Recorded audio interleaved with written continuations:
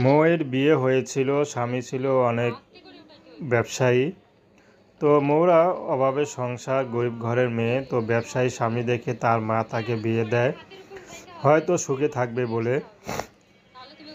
কিন্তু মাত্র 3-4 মাসের সংসারে মৌকে ডিভোর্স দিয়ে দেয় তার স্বামী।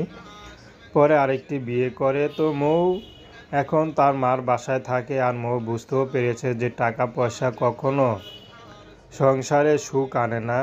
সংসার সুখ তখনই হয় যখন একটা পুরুষ দায়িত্বশীল হয়। তো মৌ এখন চাচ্ছে দ্বিতীয় বিয়ে বসতে। যেহেতু মৌ বিবাহিত, তো মৌকে তো আর অবিবাহিত ছেলেরা বিয়ে করবে না। যদি করে, যদি দায়িত্বশীল হয়, তাহলে মোর কোনো আপত্তি নেই।